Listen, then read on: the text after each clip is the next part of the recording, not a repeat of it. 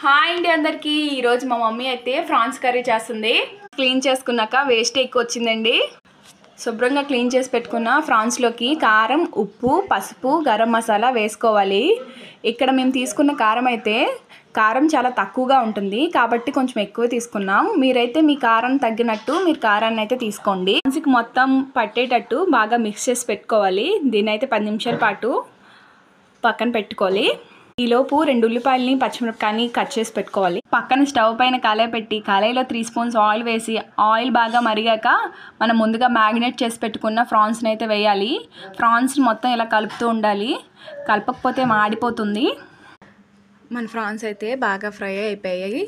ఈ ఫ్రై అయిన ఫ్రాన్స్ని మొత్తాన్ని వేరే ప్లేట్లోకి మార్చుకొని పక్కన ఉంచుకుందాం. మొత్తాన్ని తీసాక అదే కళాయిలో మనం ఆనియన్స్ అయితే ఫ్రై చేసుకొని కర్రీ చేసుకుందాం. కళాయిలో 1.5 స్పూన్ ఆయిల్ వేసి ముందుగా కట్ చేసి పెట్టుకున్న ఆనియన్స్ ఇంకా పచ్చిమిరపకాయలని వేసుకొని బాగా ఫ్రై చేద్దాం. కర్రీలోకి ఒక పేస్ట్ అయితే వేద్దాం.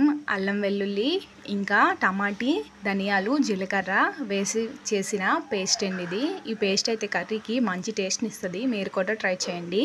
ఉప్పు, కారం, పసుపు వేసుకొని కలుపుకొని ఒక 5 నిమిషాల పాటు వేగనిచ్చాక ఇందులో మనం ముందుగా ఫ్రై చేసి పెట్టుకున్న ఫ్రాన్స్ని అయితే వేయాలి.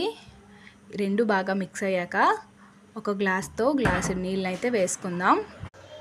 కలుపుకొని మూత వేసుకొని ఒక 10 నిమిషాల పాటు మగ్గనివ్వాలి. మూత తెరిచి చూస్తే మన టేస్టీ అయిన prawns curry ready. Thank you for watching. Please like, share and subscribe our channel.